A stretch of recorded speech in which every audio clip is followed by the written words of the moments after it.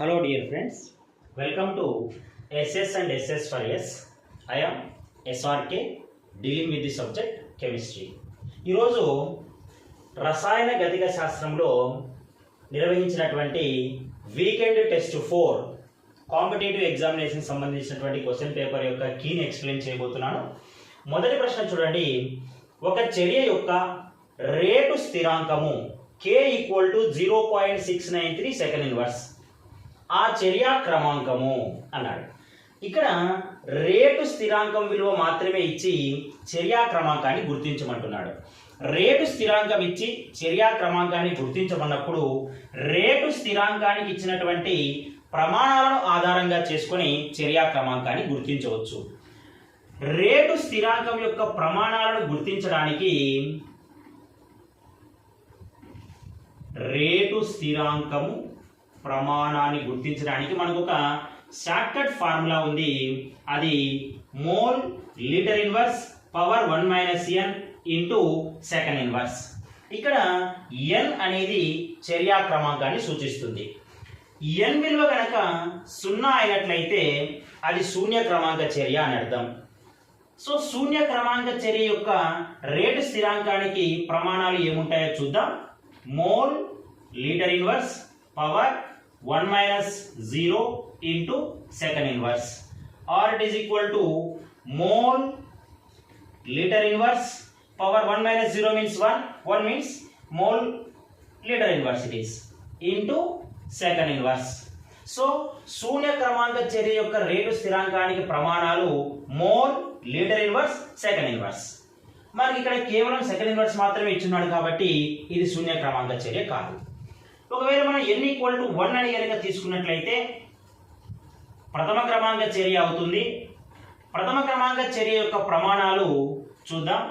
Mole litre inverse power 1 - 1 into second inverse that is equal to mole litre inverse power 1 - 1 is 0 into second inverse.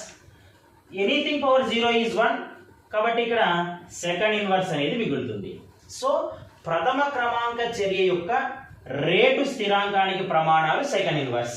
ఇక్కడ మనకు ప్రశ్నలో ఇచ్చినటువంటి rate స్థిరాంకానికి కూడా second inverse అని ప్రమాణాలు ఉన్నాయి కాబట్టి ఈ చర్య యొక్క క్రమాంకము 1. కాబట్టి రేటు స్థిరాంకం యొక్క ప్రమాణాలను ఆధారంగా చేసుకొని మనము చర్యా క్రమాంకాన్ని గుర్తించవచ్చు. Now let us see question number 2. సంక్లిష్ట చర్యలకు నిజ వాక్యము కానిది. అంటే ఇక్కడ సంక్లిష్ట చర్యలకు సంబంధించి 4 అంశాలు ఇచ్చున్నాడు. ఈ 4టిలో సరైనది కానిది ఏదో గుర్తించమంటున్నాడు. మొదట సంక్లిష్ట చర్యలు అంటే ఏంటో అర్థం చేసుకుందాం. రసాయన చర్యలను మనము 2 రకాలుగా విభజించుకోవచ్చు. ప్రాథమిక చర్యలు, సంక్లిష్ట చర్యలు అని. ప్రాథమిక చర్యలు అంటే ఒకే అంచెలో పూర్తయ్యే చర్యలు. అంటే ఒక స్టెప్లోనే క్రియాజనకాలు క్రియాజన్యాలుగా మారతాయి. సంక్లిష్ట చర్యలు అంటే వివిధ అంచెలలో పూర్తయ్యే చర్యలు. అంటే క్రియాజనకాలు క్రియాజన్యాలుగా మారాలి అంటే 2 లేదా అంతకంటే ఎక్కువ ప్రాథమిక చర్యలలో పూర్తవుతాయి. సో ఇక్కడ చూడండి, సంక్లిష్ట చర్యకు సంబంధించి చర్య క్రమాంకం అని చెప్పాలి అంటే ఇలా వివిధ దశల్లో చర్య పూర్తయినప్పటికీ ఆ చర్య యొక్క క్రమాంకం అన్నప్పుడు ఈ అన్ని దశలను కలిపి రాసినటువంటి పూర్తి చర్యకు మాత్రమే చర్యా క్రమాంకాన్ని తీసుకుంటాం. సో చర్యా క్రమాంకం అనేది మొత్తం చర్యకు తీసుకోవాలి అన్నది సరైన వాక్యమే. తర్వాత చర్య అనుత, చర్యా విధానంలోని వేరు అంచెలకు తీసుకునవలను. ఇది కూడా సరైనదే. ఎందుకంటే చర్య అనుత అనేది ఎల్లప్పుడూ ప్రాథమిక చర్యకు మాత్రమే నిర్వచిస్తాం. అంటే ఒక దశలో పూర్తయ్యేటటువంటి చర్యలలో ఒకే కాలంలో తాడనాలు జరిపే అణువుల సంఖ్యనే చర్య అనుత అంటాం.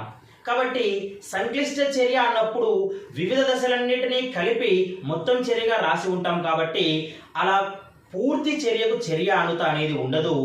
ఒక్కొక్క ప్రాథమిక చర్యకు మాత్రమే చర్య అనుత తీసుకోవాల్సి ఉంటుంది. కాబట్టి 2వ వాక్యం కూడా సరైనదే. సంక్లిష్ట చర్యలలో ఎల్లప్పుడూ చర్యా క్రమాంకము చర్య అనుతతో సమానము. ఈ అంశము సరైనది కాదు. ఎందుకంటే సంక్లిష్ట చర్యలలో చర్యా క్రమాంకం అనేది పూర్తి చర్యకు నిర్వచించబడుతుంది తప్ప చర్య అణుత అయితే ఒక్కొక్క అంచెకు చర్య అణుత వేరువేరుగా ఉండవచ్చు. కాబట్టి ఈ చర్య అణుత చర్యా క్రమాంకంతో ప్రతి సందర్భంలో సమానంగా ఉండాల్సిన అవసరం లేదు. కొన్ని చర్యలకు సమానంగా ఉంటే ఉండొచ్చేమో, కానీ అన్ని చర్యలకు చర్యా క్రమాంకము చర్య అణుతతో సమానంగా ఉండాల్సిన అవసరం లేదు. ఇక 4వ వాక్యము, సంక్లిష్ట చర్యలలో నెమ్మదిగా జరిగే అంచెను చర్య రేటును కనుగొను అంచెగా భావించాలి. సంక్లిష్ట చర్య అంటేనే ఒకటి కంటే ఎక్కువ దశలలో జరుగుతుంది అనుకున్నాం. మరి ఒకటి కంటే ఎక్కువ దశలలో చర్య జరుగుతున్నప్పుడు ఈ చర్య పూర్తవడానికి పట్టే సమయం అనేది ఈ వివిధ దశలలో ఏ దశ అయితే నెమ్మదిగా జరుగుతుందో వానిపైన ఆధారపడి ఉంటుంది. ఆ దశ ఎంత తొందరగా పూర్తయితే మిగతా దశలన్నీ ఎలాగో వేగంగానే పూర్తవుతాయి కాబట్టి చర్య మొత్తం పూర్తవుతుంది. కాబట్టి సంక్లిష్ట చర్యల యొక్క చర్య రేటు అనేది ఈ నెమ్మదిగా జరిగేటటువంటి చర్య పైన మాత్రమే ఆధారపడి ఉంటుంది. కాబట్టి ఈ వాక్యం కూడా సరైందే. సో ఈ 2వ ప్రశ్నకు సంక్లిష్ట చర్యలకు సంబంధించి నిజవాక్యము కానిది అంటే అది ఆప్షన్ సి అనేది సరైనటువంటి వాక్యం కాదు. అంటే సంక్లిష్ట చర్యలలో ఎప్పుడూ చర్యా క్రమాంకము చర్య అణుతతో సమానంగా ఉండాల్సిన అవసరము లేదు. ఇప్పుడు 3వ ప్రశ్న చూద్దాం. కాంతి రసాయన చర్యలు అవి శూన్య క్రమాంకమా, ప్రథమ క్రమాంకమా, ద్వితీయ క్రమాంకమా, తృతీయ క్రమాంకమా అని అడుగుతున్నాడు. ఇక్కడ కాంతి రసాయన చర్యలన్నీ కూడా సూర్యకాంతి పడిన వెంటనే చర్యలు చాలా వేగంగా పూర్తవుతాయి.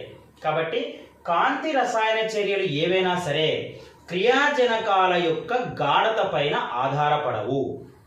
సో కాంతి రసాయన చర్యలన్నీ క్రియాజనకాల గాఢత పైన ఆధారపడడం లేదు. కాబట్టి క్రియాజనకాల గాఢత పైన ఆధారపడని చర్యలను శూన్య క్రమాంక చర్యలు అంటారు. కాబట్టి అన్ని కాంతి రసాయన చర్యలు శూన్య క్రమాంక చర్యలే. నౌ 4వ ప్రశ్న, రసాయన గతిక చర్యలు తెలియచేయని అంశము. సో రసాయన గతిక చర్యలు ఈ 4టిలో దేని గురించి తెలియజేయవు అంటున్నాడు. రసాయన గతిక చర్యలు అంటేనే ఇవి చర్య వేగాన్ని గురించి చర్చించేటటువంటి శాస్త్రము. సో రసాయన గతిక చర్యలలో చర్య వేగం గురించి చర్చిస్తాం, చర్య జరిగే విధానాన్ని చర్చిస్తాం, చర్య వేగాన్ని ప్రభావితం చేసే అంశాల గురించి కూడా చర్చిస్తాం. కానీ చర్య జరుగుతుందా లేదా అంటే ఈ చర్య స్వచ్ఛంద చర్యనా కాదా అనే అంశాన్ని మాత్రము రసాయన గతిక శాస్త్రము చర్చించదు. మరి చర్య అనుకూలత అంటే చర్య ఆయత్తీకృతమా కాదా అనే అంశాన్ని చర్చించేటటువంటిది రసాయన శాస్త్రంలోని ఉష్ణగతిక శాస్త్రము. ఉష్ణగతిక శాస్త్రము చర్య స్వచ్ఛందత గురించి మాట్లాడితే, రసాయన గతిక శాస్త్రము ఆ చర్య జరుగుతున్నట్లయితే ఎంత వేగంతో జరుగుతుంది, ఎన్ని దశలలో జరుగుతుంది, ఏ ఏ అంశాలు ఈ వేగాన్ని ప్రభావితం చేస్తున్నాయి అనే వాటి గురించి మాత్రము రసాయన గతిక శాస్త్రం చర్చిస్తుంది. కాబట్టి ఈ 4వ ప్రశ్నకు సరైన సమాధానం ఏ. తర్వాత 5వది చర్య అణుత అనునది. తొలుత చర్య అణుత అంటే ఏంటో చూద్దాం. చర్య అణుత అంటే ఒక ప్రాథమిక దశలో అంటే ఒక ప్రాథమిక చర్యలో ఒకే కాలములో తాడనాలు సరైన దృగ్విన్యాసముతో జరిపి ఉత్పన్నాలను ఏర్పరిచే అణువుల సంఖ్య. అంటే ఏకకాలములో సరైన దృగ్విన్యాసముతో తాడనాలు జరిపి ఉత్పన్నాలను ఏర్పరిచే అణువుల సంఖ్యను మనము చర్య అణుత అంటారు. మరి సరైన దృగ్విన్యాసముతో అణువులు తాడనాలు జరపాలి అంటే గరిష్టంగా ఒక అణువు కానీ 2 అణువులు కానీ 3 అణువులు కానీ ఏకకాలంలో సరైన దృగ్విన్యాసంతో తాడనాలు జరపగలవు. అంతకంటే ఎక్కువ అణువులు ఉన్నట్లయితే సరైన విధంగా తాడనాలు జరగవు, అంటే ఉత్పన్నము ఏర్పడదు. కాబట్టి చర్య అణుత గరిష్టంగా 1 అయినా ఉంటుంది, 2 అయినా ఉంటుంది, 3 అయినా ఉంటుంది అంతే తప్ప చర్య అణుత శూన్యం కానీ రుణాత్మకం కానీ 3 కంటే ఎక్కువ కానీ ఉండదు. అలాగే చర్య అణుతను ఇతర బాహ్య కారణాంశాలు ఏవి కూడా ప్రభావితం చేయవు. సో చర్య అణుతకు సంబంధించి 1, 2, 3 విలువలు మాత్రమే ఉంటాయి. Now let us see question number 6. చర్య రేటు ప్రమాణాలు. చర్య రేటును ఎలా నిర్వచిస్తున్నాం? చర్య రేటు ఈజ్ ఈక్వల్ టు క్రియాజనకాల గాఢతలో తగ్గుదల మైనస్ డిఆర్ బై కాలములో మార్పు. So minus DR by DT అని కానీ, లేదా క్రియాజన్యాల గాఢతలో పెరుగుదల, సో ప్లస్ డిపి బై కాలములో మార్పు.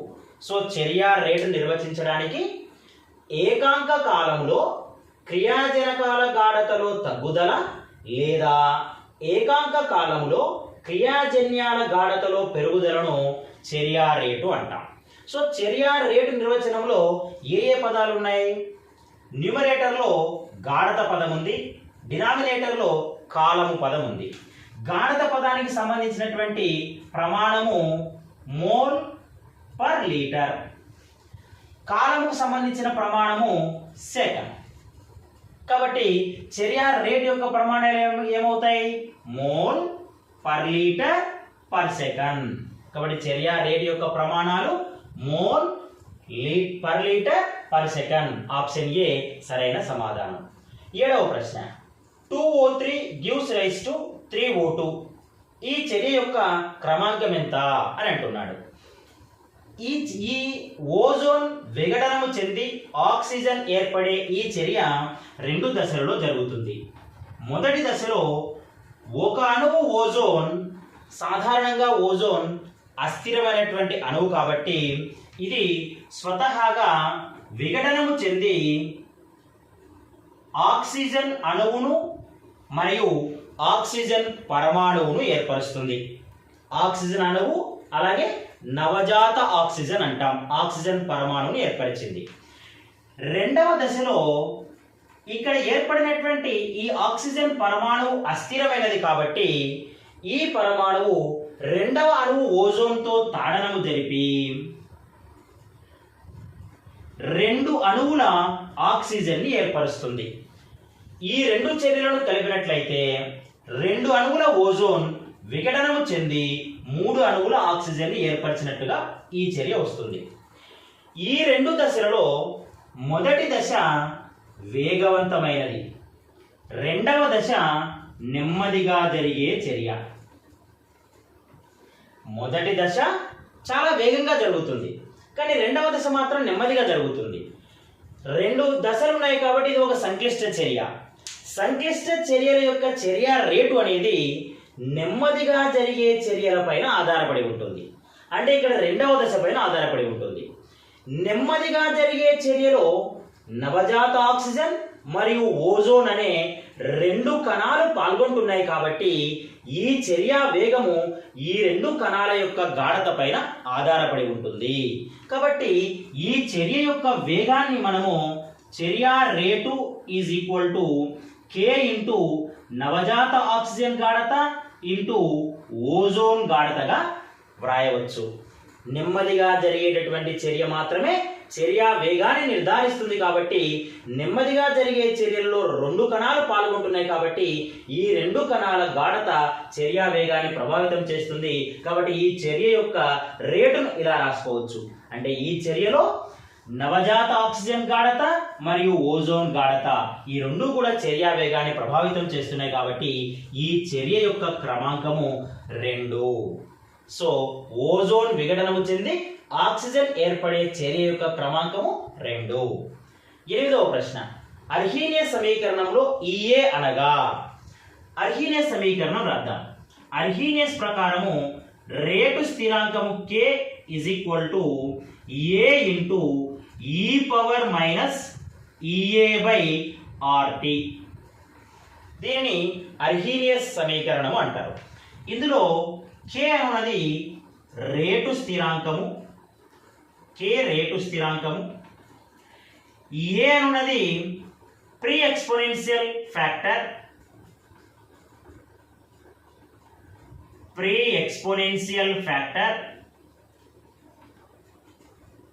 లేదా దీన్నే పౌనఃపున్య కారకము అని అంటారు.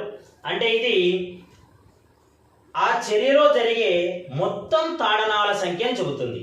మొత్తం తాడనాల సంఖ్య అని చెబుతుంది. ఇది e⁻ అనే ఈ పదము, ఈ మొత్తం పదం e⁻ అనే పదము యాక్టివ్ కొలిజన్స్ తెలుపుతుంది. అంటే ప్రభావాత్మక తాడనాలను తెలుపుతుంది. ప్రభావాత్మక తాడనాలు ఏనేమో మొత్తం తాడనాలు చెబుతుంది. ఆ మొత్తం తాడనాలలో ఎంత ఫ్రాక్షన్ ఫలవంతమైనటువంటి తాడనాలు, అంటే ఏ తాడనాల వల్లనైతే ఉత్పన్నాలు ఏర్పడతాయో ఆ ఫలవంతమైనటువంటి తాడనాల ఫ్రాక్షన్ ని e⁻ అనేటటువంటి అంశం తెలియజేస్తుంది. ఇందులో ఉన్నటువంటి ఈ ఈఏ అనేటటువంటి పదము ఉత్తేజిత శక్తిని తెలియజేస్తుంది. యాక్టివేషన్ ఎనర్జీ అంటారు. ఉత్తేజిత శక్తి అంటే సాధారణంగా క్రియాజనకపు అణువులకు సాధారణ ఉష్ణోగ్రత వద్ద చర్యలో పాల్గొనడానికి అవసరమైనంత శక్తి ఉండదు. చర్యలో పాల్గొనడానికి అవసరమైనటువంటి కనీసపు శక్తిని ఆరంభ శక్తి అంటారు. సాధారణ క్రియాజనకాలకు ఈ ఆరంభ శక్తి ఉండదు కాబట్టి ఆరంభ శక్తికి చేరుకోవడానికి సాధారణ క్రియాజనకాలకు కొంత అదనపు శక్తిని అందించవలసి ఉంటుంది. మనం అందించే ఆ అదనపు శక్తిని ఉత్తేజిత శక్తి ఈఏ అని అంటారు. అంటే ఇక్కడ ఉత్తేజిత శక్తి ఈఏ ఆరంభ శక్తి మైనస్ క్రియాజనకాల సాధారణ శక్తి. ఆరంభ శక్తి థ్రెషోల్డ్ ఎనర్జీ అంటాం, క్రియాజనకాల సాధారణ శక్తి. ఈ రెండింటి మధ్య వ్యత్యాసం ఎంతైతే ఉంటుందో అంత శక్తిని మనం క్రియాజనకాలకు ఇచ్చినప్పుడే ఆ క్రియాజనకాలు చర్యలో పాల్గొంటాయి. కాబట్టి అర్హీనియస్ సమీకరణంలో ఈఏ అనేటటువంటి పదము ఉత్తేజిత శక్తిని తెలియజేస్తుంది. తర్వాత 9వ ప్రశ్న, ఉత్ప్రేరకము చర్యా వేగాన్ని పెంచును. స్టేట్మెంట్ ఇచ్చున్నాడు. ఉత్ప్రేరకం అంటేనే నెమ్మదిగా జరిగే చర్యల యొక్క వేగాన్ని పెంచడానికి కలిపినటువంటి బాహ్య కారకాన్ని ఉత్ప్రేరకము అంటున్నాం. ఈ ఉత్ప్రేరకము చర్యలో పాల్గొనవచ్చు, పాల్గొనకపోవచ్చు. కానీ చర్య పూర్తయిన తర్వాత దాని రసాయన సంఘటనలో కానీ ద్రవ్యరాశిలో కానీ ఎటువంటి మార్పును ప్రదర్శించదు. అలాంటి బాహ్య కారకాన్ని ఉత్ప్రేరకము అని అంటారు. మరి ఈ ఉత్ప్రేరకము చర్యా వేగాన్ని ఏ విధంగా పెంచుతుంది అని అడుగుతున్నాడు. ఇక్కడ చూడండి, నేను ఒక గ్రాఫ్ గీస్తున్నాను. ఇది రియాక్షన్ ప్రోగ్రెస్. ఇక్కడ ఎనర్జీ తీసుకున్న y యాక్సిస్ మీద, క్రియాజనకాల యొక్క శక్తి ఈఆర్. ఈ క్రియాజనకాలు చర్యలో పాల్గొని ఉత్పన్నాన్ని ఏర్పరచాలి అంటే ఖచ్చితంగా క్రియాజనకాలు ఆరంభ శక్తిని చేరుకోవాలి. అంటే థ్రెషోల్డ్ ఎనర్జీ బ్యారియర్ ఒకటి ఉంటుంది. ఇక్కడికి చేరుకుంటేనే ఇక్కడ క్రియాజనకాలు తాడనాలు జరిపినప్పుడు మాత్రమే అవి ఉత్పన్నాలుగా మారతాయి. కాబట్టి ఈ క్రియాజనకాలు బాహ్యంగా కొంత శక్తిని తీసుకొని, అంటే మనం కొంత శక్తిని ఇస్తే ఆ శక్తిని తీసుకొని ఇవి థ్రెషోల్డ్ ఎనర్జీ స్టేట్కి చేరుకొని అక్కడ తాడనాలు జరిపి ఉత్పన్నాలుగా మారుతున్నాయి. ఈ ఆరంభ శక్తికి క్రియాజనకాల సాధారణ శక్తికి మధ్య గల వ్యత్యాసాన్ని ఉత్తేజిత శక్తి ఈఏ యాక్టివేషన్ ఎనర్జీ అంటారు. ఇది ఉత్ప్రేరకము లేనప్పుడు జరుగుతున్నటువంటి ప్రాసెస్ అనుకోండి. మనం ఉత్ప్రేరకాన్ని కలిపినప్పుడు ఇదే చర్యకు మనం ఉత్ప్రేరకాన్ని కనుక కలిపితే ఆ ఉత్ప్రేరకం ఏం చేస్తుందంటే ఈ క్రియాజనకాలు ఉత్పన్నాలుగా మారడానికి అవసరమవుతున్నటువంటి ఈ ఎనర్జీ బ్యారియర్ను తగ్గిస్తుంది. అంటే క్రియాజనకాలు ఉత్పన్నాలుగా మారడానికి అవి ఎంచుకున్నటువంటి మార్గాన్ని కాకుండా ఉత్ప్రేరకం అనేది ఒక క్రొత్త మార్గాన్ని చూపిస్తుంది. ఆ క్రొత్త మార్గంలో ఆరంభ శక్తి తక్కువ అవసరం అవుతుంది. అంటే క్రియాజనకాలు అప్పుడున్నటువంటి శక్తి నుంచి ఆరంభ శక్తి స్థాయికి చేరుకోవాలి అంటే వాటికి అందించాల్సినటువంటి ఉత్తేజిత శక్తి తగ్గిపోతుంది. తక్కువ ఉత్తేజిత శక్తి అవసరం అవుతుంది కాబట్టి త్వరగా క్రియాజనకాలు ఇక్కడికి చేరుకొని తాడనాలు జరిపి ఉత్పన్నాలుగా మారుతూ ఉంటాయి.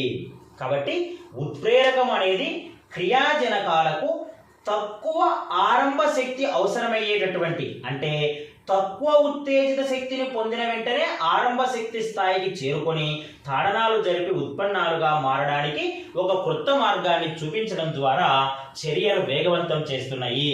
కాబట్టి ఉత్ప్రేరకము చర్యా వేగాన్ని ఎలా పెంచుతుంది?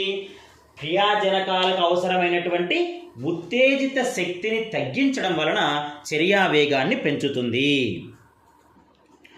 నౌ 10th క్వశ్చన్, మిథ్యా ప్రథమ క్రమాంక చర్య. సో ఇక్కడ 4 చర్యలు ఇచ్చున్నాడు. ఇందులో మిథ్యా ప్రథమ క్రమాంక చర్య ఏది అంటున్నాడు.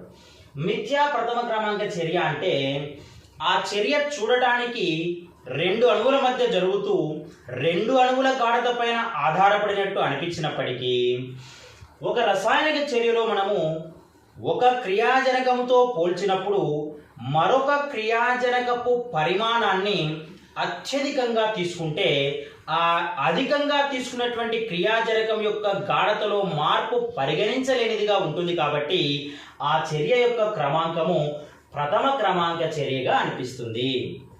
అంటే 2 అణువులు ప్రభావితం చేస్తున్నట్టు అనిపించినప్పటికీ ఒక అణువు గాఢత చాలా ఎక్కువ ఉంది కాబట్టి దానిలో మార్పు స్వల్పంగా కనిపిస్తుంది. కాబట్టి ఆ 2వ అణువు యొక్క గాఢత ప్రభావాన్ని మనం నెగ్లెక్ట్ చేసి ప్రథమ క్రమాంక చర్యగా పరిగణిస్తాము.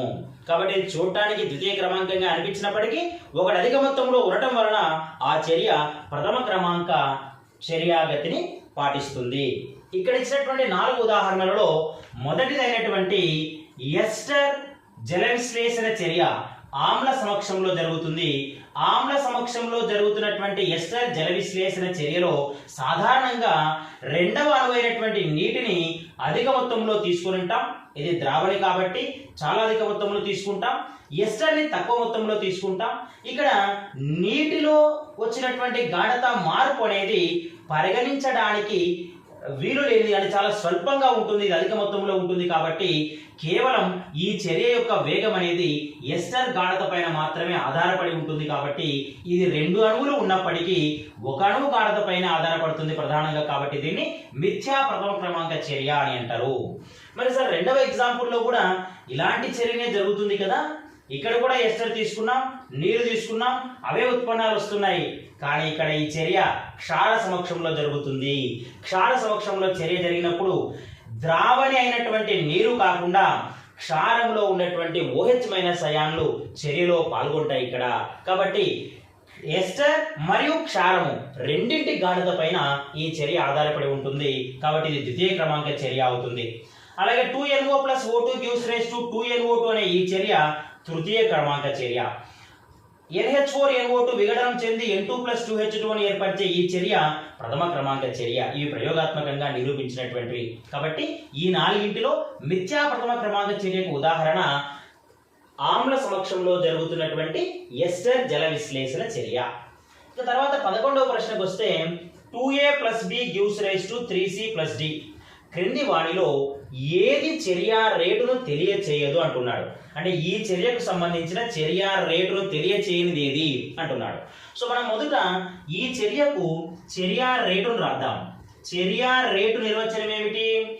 క్రియాజనకాల గాఢతలో తగ్గుదల లేదా క్రియాజన్యాల గాఢతలో పెరుగుదల ఏకాంక కాలంలో. సో మనం ఇక్కడ 2 క్రియాజనకాలు ఉన్నాయి కాబట్టి ఏదైనా క్రియాజనకం గాఢతలో మార్పు పరంగా చెప్పొచ్చు, లేదా ఏదైనా క్రియాజన్యం గాఢతలో మార్పు పరంగా అయినా చర్య రేటు నిర్వచించవచ్చు. ఎందుకంటే ఏ ఒక్క క్రియాజనకం లేకపోయినా ఆ చర్య జరిగే అవకాశం ఉండదు కాబట్టి. సో ఏ అనే క్రియాజనకం పరంగా తీసుకుంటే అక్కడ ఏ యొక్క గుణకం 2 ఉంది కాబట్టి దాని రేటును రాసేటప్పుడు 1/2 ఇంటూ క్రియాజనకము ఏ యొక్క గాఢతలో మార్పు డివైడెడ్ బై కాలంలో మార్పు. ఇక్కడ మైనస్ అని ఎందుకు చూపించాము అంటే ఈ క్రియాజనకం యొక్క గాఢత కాలంతో పాటు తగ్గుతుంది కాబట్టి. లేదా ఇదే చర్య యొక్క రేటును B పరంగా కూడా చెప్పొచ్చు. అది -dB/dt అంటే B గాఢతలో మార్పు బై కాలంలో మార్పు. లేదా క్రియాజన్యాల పరంగా కూడా చెప్పొచ్చు. క్రియాజన్యానికి ప్లస్ అని తీసుకుంటాం, ఎందుకంటే వీటి గాఢత కాలంతో పాటు పెరుగుతుంది కాబట్టి. ఇక్కడ 3 గుణిజంగా ఉంది కాబట్టి 1/3 change in concentration of C by change in time. అలాగే D అనే క్రియాజన్యం పరంగా రాస్తే ప్లస్ D క్రియాజన్యము గాఢతలో మార్పు బై కాలంలో మార్పు. సో ఈ చర్యకు రేటు నిర్వచనాన్ని ఇలా రాయవచ్చు. వీటిలో -dA/2dt అని 4వ ఆప్షన్ ఉంది కాబట్టి ఇది కరెక్టే. అలాగే -dB/dt అని 2వ ఆప్షన్ ఉంది, సో ఇది కూడా కరెక్టే. ప్లస్ 1/3 dC/dt అన్నది ఇక్కడ లేదు చూడండి. ఇక్కడ ఏ అనే ఆప్షన్ ఏమి ఇచ్చాడు, కేవలం dc/dt అని ఇచ్చాడు. దట్టు మైనస్ చూపించాడు, అంటే క్రియాజనకంగా తీసుకున్నాడు. ఇది క్రియాజన్యం కాబట్టి ప్లస్ చూపించాలి. అలాగే దాని గుణిజం 3 ఉంది కాబట్టి 1/3ని రాసుకొని ఉండాలి. అలాగే dd/dt అని ఇక్కడ మూడో ఆప్షన్ ఉంది కాబట్టి BCD అవి మూడు కరెక్టే. ఏ అనే ఆప్షన్ మాత్రము సరైనటువంటి చర్య రేటును తెలియజేయడం లేదు ఇచ్చిన సమీకరణానికి సంబంధించి. Question number 12. A gives rise to B plus C చర్యలో A యొక్క తొలి గాఢత 1 గంటలో 2m నుంచి 1m కు మరియు 2 గంటలలో 1m నుంచి 0.25m కు తగ్గినది. అయితే ఆ చర్య క్రమాంకం ఎంత అంటున్నాడు. అంటే ఇక్కడ చూడండి, నా దగ్గర A యొక్క గాఢత తొలుత 2m ఉంది, అంటే 2 మోల్ పర్ లీటర్ ఉంది. ఫస్ట్ 1 అవర్లో 1m కి తగ్గింది, అంటే సగమైంది. అంటే ఇక్కడ హాఫ్ లైఫ్ టైం 1 అవర్. అంటే ఏ యొక్క అర్ధ జీవిత కాలం 1 గంట. ఎందుకంటే క్రియాజనకాల గాఢతలో సగము తగ్గడానికి పట్టిన టైం ఎంత ఉంది, 1 గంట ఉంది. అంటే 2m నుంచి 1m కు రావడానికి, అంటే ఇందులో సగం కావడానికి 1 గంట పట్టింది. కాబట్టి ఈ కాలాన్ని మనము ఏ యొక్క అర్ధ జీవిత కాలం అంటున్నాం. ఇక్కడ నుంచి మళ్ళీ 2 గంటలలో, అంటే ఇక్కడ నుంచి ఇంకో 2 గంటలు. ఫర్ ఎగ్జాంపుల్ ఇక్కడ నుంచి మొదటి గంటలో, ఇక్కడ నుంచి 2 గంటలు చర్య జరిపినాడు. మొదటి గంటలో మళ్ళీ ఇందులో సగమైంది అనుకుందాం, 0.5m.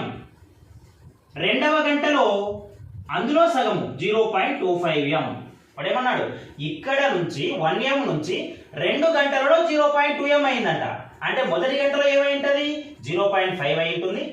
మళ్ళీ అక్కడ నుంచి ఇంకో గంటలో ఏమైంటుంది, 0.25 అయి ఉంటుంది. అంటే ఇది హాఫ్ లైఫ్, ఇది ఒక హాఫ్ లైఫ్. అంటే ఇక్కడ గమనిస్తే చూడండి, తొలుత ఏ గాఢత 2 ఉంది, అందులో సగం కావడానికి 1 గంట టైం పట్టింది, అంటే 1m వచ్చింది. అంటే ఇప్పుడు 1m ఉంది ఏ గాఢత, ఈ 1m లో సగం కావడానికి మళ్ళీ గంట పట్టింది, 0.5 వచ్చింది. ఇప్పుడు నా దగ్గర 0.5 ఉంది, ఈ 0.5 లో సగం కావడానికి మళ్ళీ గంట టైం పట్టింది. అంటే ఇక్కడ ఏ యొక్క తొలి గాఢత 2m ఉన్నా, 1m ఉన్నా, 0.5 ఉన్నా, లేదా 10 ఉన్నా, 20 ఉన్నా, ఏ గాఢత ఉన్నా కూడా ఆ తొలి గాఢతలో సగము కావడానికి 1 గంట సమయం పడుతుంది. అంటే ఈ చర్య యొక్క అర్ధ జీవిత కాలం అనేది ఏ యొక్క తొలి గాఢత పైన ఆధారపడడం లేదు. అర్ధ జీవిత కాలము క్రియాజనకపు గాఢత పైన ఆధారపడని చర్య ప్రథమ క్రమాంక చర్యలు మాత్రమే. కాబట్టి ఈ చర్య యొక్క క్రమాంకము 1. ఎందుకంటే ఈ చర్య యొక్క అర్ధ జీవిత కాలము తొలి గాఢత పైన ఆధారపడడం లేదు. తొలి గాఢత ఎంత ఉన్నా ఉన్నదానిలో సగం కావాలి అంటే 1 గంట సమయం పడుతుంది. కాబట్టి ఇది ప్రథమ క్రమాంక చర్య. వెంటనే 13వ ప్రశ్న చూడండి. ప్రథమ క్రమాంక చర్య యొక్క అర్ధ జీవిత కాలానికి ఫార్ములా అడిగినాడు. అది 0.693/k. ఇందాకే చెప్పుకున్నా, ప్రథమ క్రమాంక చర్యల యొక్క అర్ధ జీవిత కాలము క్రియాజనకాల గాఢత పైన ఆధారపడదు అని. చూడండి, ఇక్కడ ఈ ఫార్ములాలో గాఢతకు సంబంధించిన పదమే లేదు. 0.693/k. k అంటే ప్రథమ క్రమాంక చర్య యొక్క స్థిరాంకము, 0.693 కూడా ఒక స్థిర విలువ. అంటే ప్రథమ క్రమాంక చర్య యొక్క అర్ధ జీవిత కాలం అనేది గాఢత పదాలపైన ఆధారపడదు. 14వ ప్రశ్న. ఏ గివ్స్ రైజ్ టు క్రియాజన్యాలు. ఈ చర్య యొక్క అర్ధ జీవిత కాలం 200 సెకన్లు. దాని ప్రథమ క్రమాంక చర్య రేటు స్థిరాంకం విలువ ఎంత అని అంటున్నాడు. ప్రథమ క్రమాంక చర్య రేటు స్థిరాంకానికి సంబంధించినటువంటి ఫార్ములా 0.693/t². ఇక్కడ మనకు అర్ధ జీవిత కాలం విలువ ఇచ్చాడు 200 సెకన్లు. సో దీన్ని 2తో క్యాన్సిల్ చేయండి. 200 0.236, 2 4 8, 13 ఉంటుంది, 2 6 12, 1 మిగులుతుంది. ఆల్రెడీ పాయింట్ ఉంది కాబట్టి 10 అవుతుంది. 2 5 10. కాబట్టి ఇది 0.3465/100 లేదా 0.3465 ఇంటూ 100ని 10 స్క్వేర్ అని రాసుకోవచ్చు. 0.3465 బై 10 స్క్వేర్ అని రాద్దాం. 10 స్క్వేర్ని పైకి తీసుకొస్తే 10⁻⁻2 అవుతుంది. దీని సైంటిఫిక్ నోటేషన్లో రాసేటప్పుడు ఈ పాయింట్ని ఒక డిజిట్ రైట్ సైడ్ జరిపితే 10 పవర్లో మైనస్లో ఒక వాల్యూ పెరుగుతుంది. So 3.465 into 10⁻⁻3. ఆల్రెడీ -2 ఉంది. పాయింటర్ ఒక డిజిట్ కుడివైపు జరిపినప్పుడు 10 పవర్లో మైనస్ వాల్యూ పెరుగుతుంది కాబట్టి ఒక డిజిట్ జరిపాము కాబట్టి ఒక వాల్యూ పెరుగుతుంది. ఇది 10⁻−2 నుంచి -3కి వచ్చింది. కాబట్టి సరైన సమాధానం option C 3.46 into 10⁻⁻3 second inverse. 15వ ప్రశ్న. రెండు వేరు చర్యల యొక్క రేటు స్థిరాంకాలు k1 మరియు k2 వరుసగా 10⁻16 ఇంటూ e⁻−2000/t మరియు 10⁻15 ఇంటూ e⁻−1000/t ఏ ఉష్ణోగ్రత వద్ద k1 = k2 అవుతాయి అని అంటున్నాడు. సో ఏ ఉష్ణోగ్రత వద్ద ఈ రెండు చర్యల యొక్క రేటు స్థిరాంకాలు సమానం అవుతాయి అని అడిగాడు. సో k1 = k2 కావాలి. k1 ఏమి ఇచ్చాడు అక్కడ? 10⁻16 into e⁻−2000/t. It is equal to 10⁻15 into e⁻1000/t. Okay, ఇప్పుడు ఇక్కడ 10⁻15 ఇక్కడ 10⁻15 ఇక్కడ 10⁻16 ఇక్కడ 10⁻15 వన్ ఇటువైపు తీసుకొస్తే 10⁻16/10⁻15 into e⁻2000/t is equal to e⁻1000/t. So 10⁻16/10⁻15 అంటే ఇప్పుడు పైకి వస్తే 10⁻−15 అవుతాడు. 16-15 అంటే 1 ఉంటుంది. So it is 10 into e⁻2000/t is equal to e⁻1000/t. So exponential power లో ఉంటే వాటి వాల్యూస్ కనుక్కోవడం కష్టం కాబట్టి దీనికి న్యాచురల్ లాగ్ తీసుకుందాం. సో ఇరువైపులా న్యాచురల్ లాగ్ తీసుకుంటే ln into 10 into e⁻2000/t is equal to ln into e⁻1000/t. So మనకు తెలుసు log of a into b is equal to log a plus log b. So log of a అంటే 10 ఉంది, ఇక్కడ b అంటే e⁻−2000/t ఉంది కాబట్టి దీన్ని మనము log a plus log b లాగా రాసుకోవచ్చు. So ln 10 plus ln e⁻−2000/t that is equal to ln e⁻1000/t. So ఇక్కడ log a పవర్ m అంటే దాన్ని మనము m log a అని రాసుకోవచ్చు. log a power m equal to m log a. కాబట్టి దీన్ని ln 10 ప్లస్ m అంటే ఏముంది -2000/t log a power m. a అంటే e ఉంది, ఇక్కడ e పవర్ m అంటే -2000/t ఉంది. సో -2000/t ని ముందు రాసుకోవచ్చు. So plus into minus minus అవుతుంది. -2000/t ln e that is equal to ఇక్కడ కూడా ln e పవర్ -1000/t అంటే a పవర్ m లాగా ఉంది కాబట్టి m ఇంటూ log a అని రాసుకోవచ్చు. So -1000/t ln e. So మనకు తెలుసు ln అంటే అది log e అని అర్థం. ln e అంటే log e బేస్ e అని. log a base a equal to 1 formula. కాబట్టి ln 10 -2000/t ln e value 1 that is equal to -1000/t ln e అంటే 1 అది. So ln e means that is 1. అలా ఇక్కడ ln 10 అని ఉంది. ln అంటే base లో e ఉంటుంది. సో బేస్ e ని బేస్ 10 లోకి మార్చుకోవాలంటే దీన్ని 2.303 తో మల్టిప్లై చేయాలి. సో ln 10 ని 2.303 log 10 అని రాసుకోవచ్చు. సో నేచురల్ లాగ్ ని కామన్ లాగ్ లోకి మార్చాలి అంటే 2.303 తో మల్టిప్లై చేయాలి. సో 2.303 ఇంటూ log 10 మైనస్ ఈ -2000/Tని అటువైపు తీసుకెళ్దాం. సో అక్కడ ఆల్రెడీ -1000/T ఉంది, ఇంటూ 1 అంటే అదే వస్తుంది. అలాగే 2000/T ఇంటూ 1 అంటే 2000/T వస్తుంది. ఇటువైపు మైనస్ ఉంది, అటువైపు వెళ్తే ప్లస్ అవుతుంది. So plus 2000/T. ఇక్కడ 2.303 log 10. log 10 అంటే బేస్లో 10 ఉంటుంది కామన్ లాగ్కు. సో log 10 బేస్ 10 ఈక్వల్ టు 1 అవుతుంది. కాబట్టి ఇది 2.303 into 1 that is equal to -1000/T plus 2000/T. So బేస్లో డినామినేటర్లో టీటీ ఉంది కాబట్టి T -1000 plus 2000 it is equal to 1000. So 1000/T. Or T ఇటువైపు తీసుకురండి. T is equal to 1000 divided by 2.303 into 1 అంటే 2.303. అటువైపు వెళ్తే డినామినేటర్లోకి వెళ్తుంది 2.303. కాబట్టి T ఈక్వల్ టు 1000/2.303. కాబట్టి ఏ ఉష్ణోగ్రత వద్ద K1 ఈక్వల్ టు K2 అవుతాయి? 1000/2.303 కెల్విన్ టెంపరేచర్ వద్ద ఆ రెండు రేటు స్థిరాంకాలు ఒకదానికొకటి సమానమవుతాయి. Now 16th question.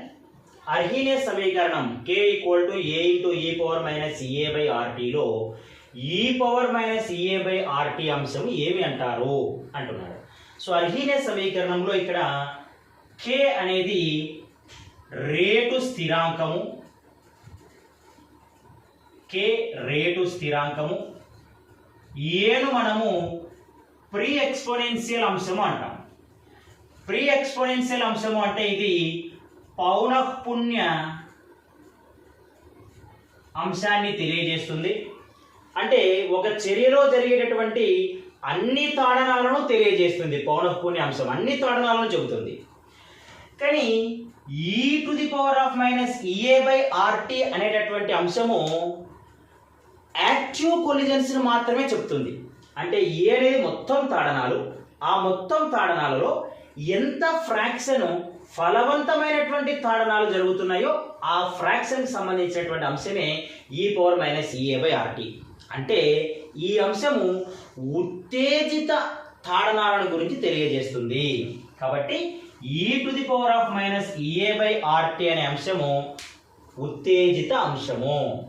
తర్వాత 17వది, ప్రథమ క్రమాంక చర్యలో lnk మరియు 1/Tకి గీచిన గ్రాఫ్లో సరళ రేఖ యొక్క వాలు విలువ -200 అయితే ఆ చర్య యొక్క ఉత్తేజిత శక్తి అని అంటున్నాడు. సో మనము అర్హీనియస్ సమీకరణం పైన ఇచ్చినటువంటిది K equal to A into e⁻⁻⁸ దీనికి ఇరువైపులా న్యాచురల్ లాగ్ తీసుకుంటే lnk is equal to ln A into e⁻⁻⁸ లేదా ln A ఇంటూ B కాబట్టి log A into B equal to log A plus log B అని రాసుకోవచ్చు. కాబట్టి so ln A plus ln e⁻⁻⁸ లేదా lnk is equal to ln A, it is log A power m లాగా ఉంది. log A power m is equal to m log A అనేది formula. So ఇక్కడ m అంటే -EA/RT, ఇక్కడ plus ఉంది, plus into minus minus, so minus EA/RT ln E. or ln K is equal to ln A minus EA/RT. ln E విలువ 1కి సమానం. ఎందుకంటే ln అంటే న్యాచురల్ లాగ్, న్యాచురల్ లాగ్ యొక్క బేస్ లో E ఉంటుంది. So log A base E equal to 1, log A base A equal to 1. ln E అంటే base లో E ఉంటుంది కాబట్టి ln E base E లాగా ఇది ln E base E అంటే 1కి సమానము. So it is into 1. So ln K is equal to ln A minus EA/RT. 1తో మల్టిప్లై చేస్తే అదే వస్తుంది. సో దీన్ని ఇలా రాసుకున్నాం. ln K is equal to, ఇక్కడ వేరియబుల్ టెంపరేచర్ కాబట్టి దాన్ని ముందు రాద్దాం, minus EA/R into TRT plus ln A. So ఈ సమీకరణం అనేది సి అంతర్కణంతో y యాక్సిస్ గుండా పోతున్నటువంటి సరళ రేఖా సమీకరణము y equal to mx plus C లాగా ఉంది. ఇందులో y యాక్సిస్ పైన lnk ని x యాక్సిస్ పైన 1/t ని తీసుకొని గ్రాఫ్ గీశాను అంటున్నాడు. ఇక్కడ lnk కి 1/t కి మధ్య గ్రాఫ్ గీశాడు. అంటే lnk అంటే y యాక్సిస్ పైన, 1/t అంటే x యాక్సిస్ పైన తీసుకొని గ్రాఫ్ గీశాడు. అలా గ్రాఫ్ గీసినప్పుడు ఉత్తేజిత శక్తి విలువ ఎంత అని అడుగుతున్నాడు. సో ఈ సమీకరణం ప్రకారం y అనేది lnk కు సమానం అయితే, x అనేది 1/t కి సమానం అయితే, ఈ m అనేది -EA/r కు సమానం అవుతుంది. m నే ఇక్కడ మనము వాలు అంటాం. సో వాలు m is equal to -EA/r. ఈ వాల్యూలో మనకు ప్రశ్నలో -200 అని ఇచ్చాడు కాబట్టి -200/-EA/r మైనస్ మైనస్ క్యాన్సిల్ అయిపోతే 200 ఈక్వల్ టు EA/r అని వస్తుంది. లేదా 200r is equal to EA. కాబట్టి EA అంటే యాక్టివేషన్ ఎనర్జీ, ఉత్తేజిత శక్తి. సో ఉత్తేజిత శక్తి విలువ ఎంత వచ్చింది? 200r. So 200r. 18th question.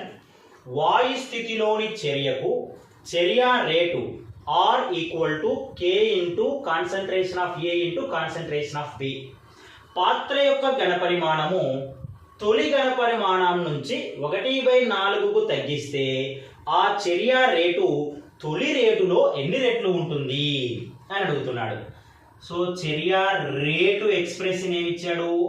R equal to K into concentration of A into concentration of B. దీని ఈక్వేషన్ 1 అనుకోండి. ఇది తొలి చర్య రేటు అనుకోండి. ఈ తొలి చర్య రేటులో పాత్ర యొక్క ఘనపరిమాణాన్ని ఏం చేశాడు? 1/4కు తగ్గించాడు. 1/4కు తగ్గించాడు అంటే పాత్ర ఘనపరిమాణం 1 లీటర్ ఉంటే అది 1/4 వంతుకు తగ్గించాడు. అంటే 250 మిల్లీలీటర్లు తగ్గించాడు అనుకుందాం. మొలారిటీ ఫార్ములా ప్రకారం molarity is equal to number of moles by volume. ఇక్కడ నంబర్ ఆఫ్ మోల్స్ నే మార్పు చేయడం లేదు కాబట్టి వీడు స్థిరంగా ఉన్నాడు. కాబట్టి molarity is inversely proportional to volume.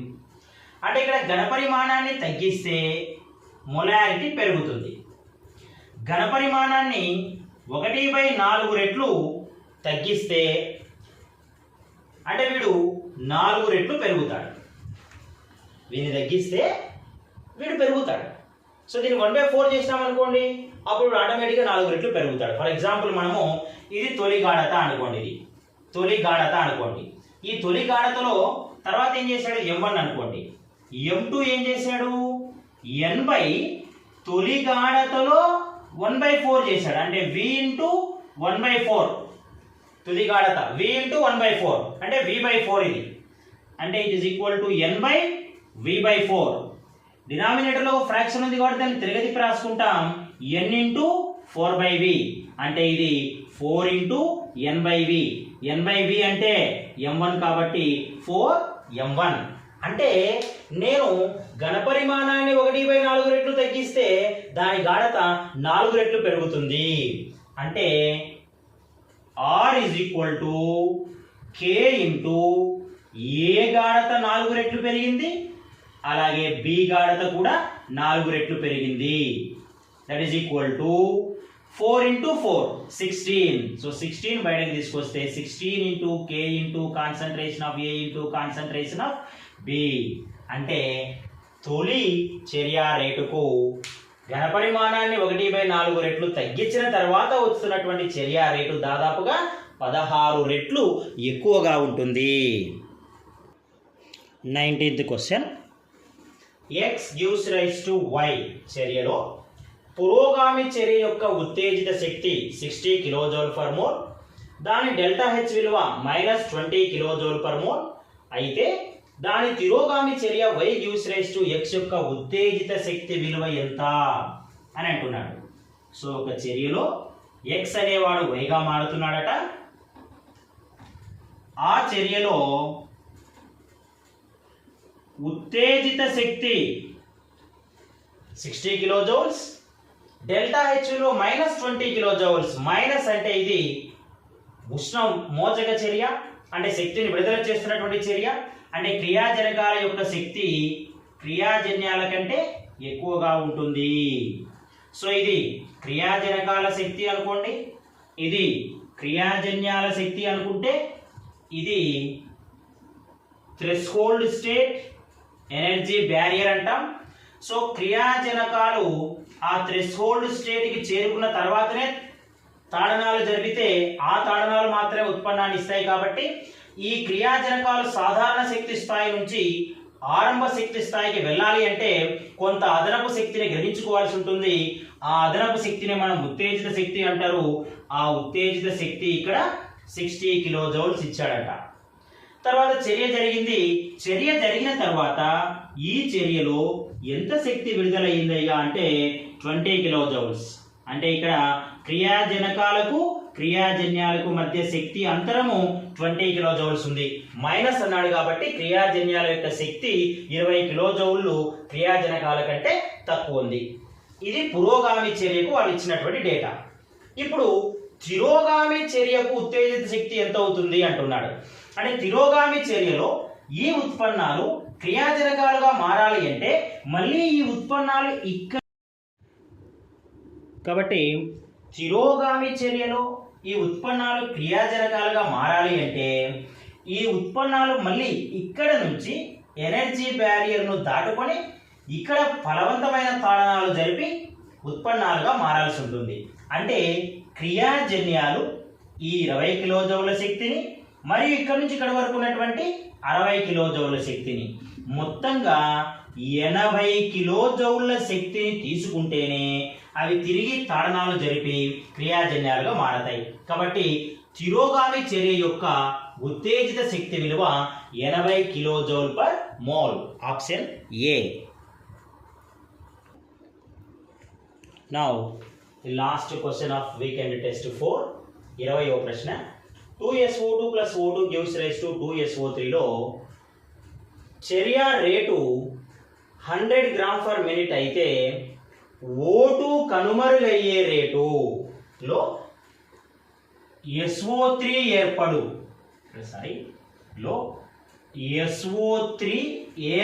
చర్య రేటు 100 గ్రామ్ పర్ మినిట్ అయితే O2 కనుమరుగయ్యే రేటు ఎంత అంటున్నాడు.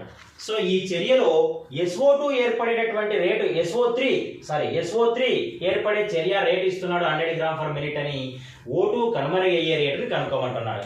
తొలుత వాడు మొలారిటీలో ఇవ్వకోకుండా గ్రాములలో ఇచ్చాడు కాబట్టి ముందు దీన్ని మోల్స్లోకి మార్చుకుందాం. SO3 యొక్క వెయిట్ మనకి 100 గ్రామ్స్ అని ఇచ్చున్నాడు. మరి SO3 గ్రామ్ మాలిక్యులర్ వెయిట్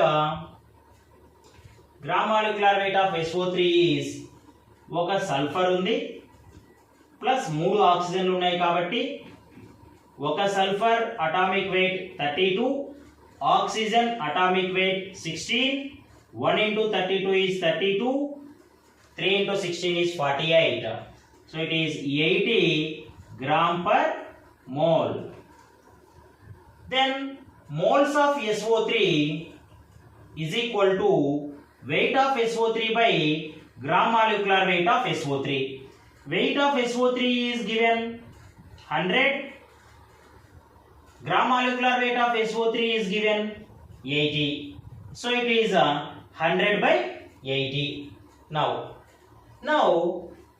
మనం ఇక్కడ SO3 చర్య రేటు ఇచ్చాడు, O2 పరంగా కనుక్కోమంటున్నాడు. కాబట్టి ఈ చర్యకు చర్య రేటుని కనుక మనం రాసుకున్నట్లయితే చర్య rate R is equal to -1/2 into SO2 గాఢతలో మార్పు బై కాలంలో మార్పు, లేదా O2 క్రియాజనకం పరంగా రాసుకుంటే -O2 గాఢతలో మార్పు బై కాలంలో మార్పు, లేదా SO3 పరంగా రాసుకుంటే వాడి క్రియాజన్యం కాబట్టి +1/2 SO3 గాఢతలో మార్పు బై కాలంలో మార్పు. ఇక్కడ మనకి ఈ రెండిటికి పోల్చమంటున్నాడు కాబట్టి O2 గాఢతలో మార్పు బై కాలంలో మార్పు is equal to 1/2 into SO3 గాఢతలో మార్పు బై కాలంలో మార్పు. సో మనకు ప్రశ్నలో ఈ SO3 ఏర్పడేటటువంటి రేటు విలువ ఇచ్చాడు. SO3 ఏర్పడే రేటు విలువ ఎంతయ్యా అంటే అది 100/80 మోల్ పర్ మినిట్. ఇప్పుడు 100/80 మోల్ పర్ మినిట్ అంటే that is equal to 1/2 into 100/80 mole per minute ఇచ్చాడు. సో 100/80 అంటే 2 ones 2 50s and then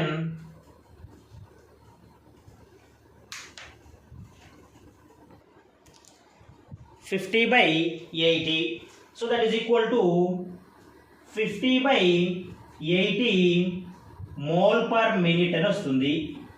కానీ ఇది గ్రాముల్లో ఆన్సర్ ఇచ్చాడు కాబట్టి దీన్ని గ్రాముల్లోకి మారుద్దాం.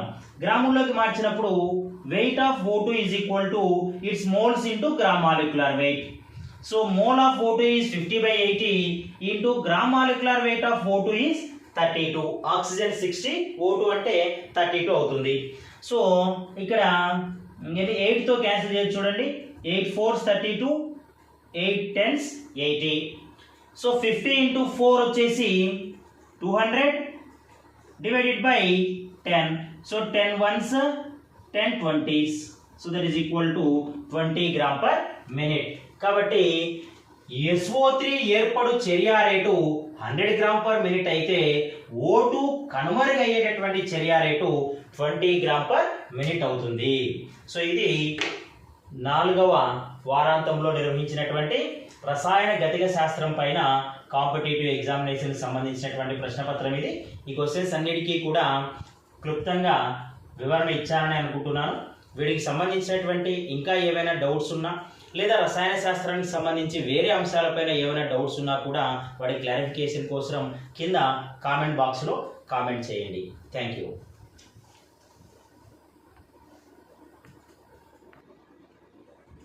అలాగే మన ఛానల్ సబ్స్క్రైబ్ చేసుకునే వాళ్ళు ఉంటే ఛానల్ సబ్స్క్రైబ్ చేసుకోండి.